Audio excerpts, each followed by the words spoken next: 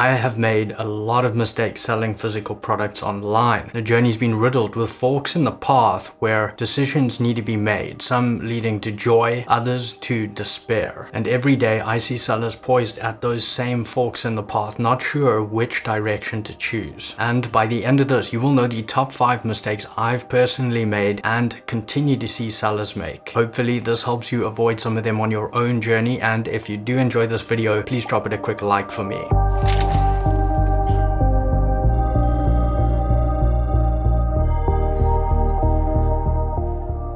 Number 1, this is casting a wide net. What that really means is going with like 2 or 3 or 4 products in the hopes that just one of them will work, instead of focusing on building one great product. One question that both Bill Gates and Warren Buffett were asked was, in one word, what led to your success? And separately, without knowing each other's answers, they both answered with the same word. And that word was focus. Personally, I like to follow a single product approach from the outset. This is for 4 reasons. Number 1 is potential. So say you have 3 potential product ideas. Well, one of them should be better than the other 2. Number 2 is time. If you choose one product, you can optimize your time and energy toward designing that one product well, instead of splitting that time and energy between 3 and designing those in a mediocre fashion. The same focus can then be applied to building your one listing and ad campaigns and all other aspects. And that's not to mention inventory management and reordering, which is one of the toughest parts of this business. Number 3, this is capital. Now, if you choose one product, you can either put more capital toward that to develop it much better, add components, redesign it, even create a new mold. Whereas if you have 3, you need to split that capital up. Also, if you go with one, that could allow you to order larger quantities for lower cost per unit, or to retain a buffer of capital for ad spend or an agile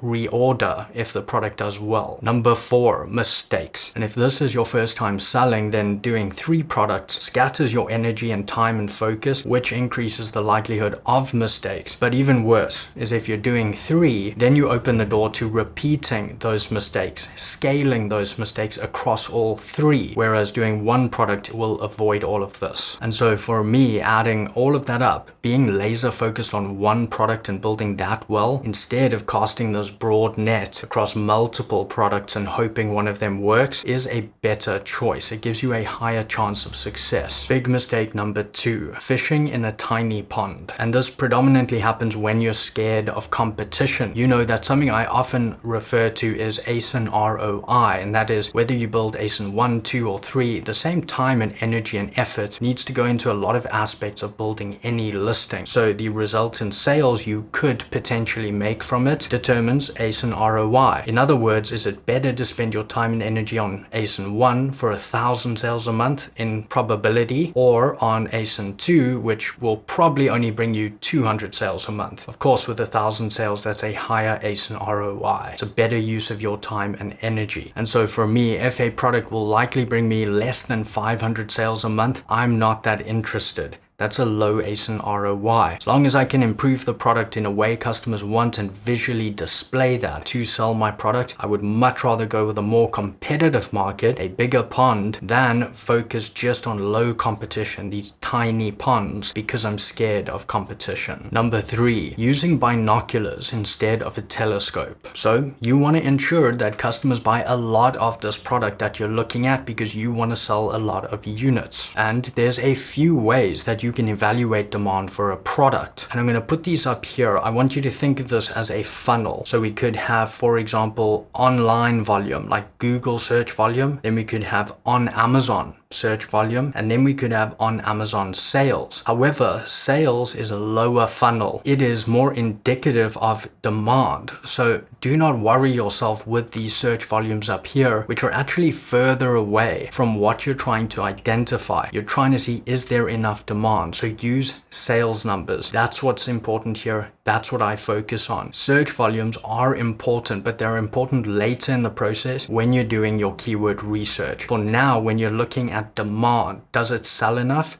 move straight to sales. And so in this analogy, sales are the telescope. They're zooming right in, whereas search volumes are binoculars.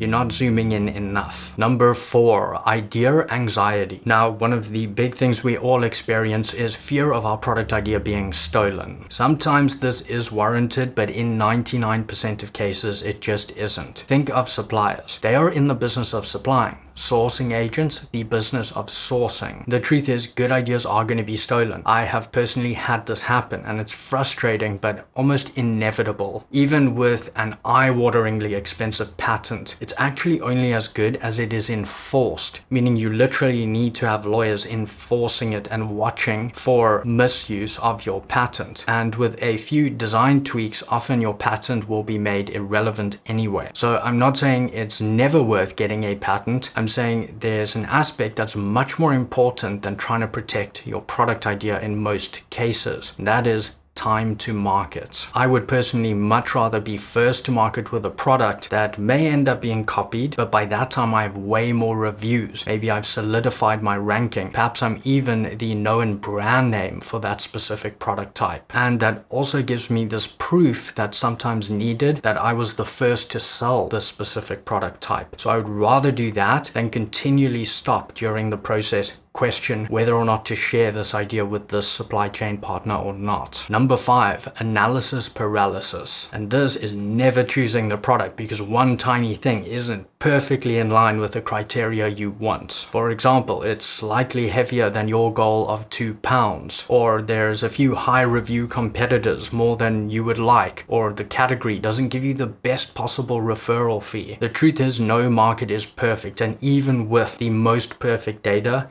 it might fail. So rather get in and learn. If it works, great. If it fails, great. Move on with those learnings. This is one of the reasons I emphasize not over ordering on your first order. And that brings us to the bonus mistake, number 6, which is grocery shopping when you're hungry. That euphoria of having a great idea and also listening to suppliers who of course want bigger orders from you lead you to actually ordering too much of an unproven product idea. Always remember that the problem is not choosing the wrong product. It's having too much stock that you cannot sell of that wrong product. So please do not over order on your first orders. Rather get in with a lower quantity, prove the concept. If it sells really well, then you can scale those orders. And before you leave, please comment for me below which of these 6 mistakes did you enjoy most, or which have you made that I didn't mention. If you did enjoy this, please do drop this video a quick like, and a reminder that I train individuals just like you become professional online sellers in an online e-commerce school called Amazon FBA Mastery. If you want a program and a community that holds your hand through every single step of this business model, then be sure to check that out. First link in the description and pinned comment. But I hope that my thinking on this, my mistakes here, help you with your own private label strategy, and I will catch you in the next video.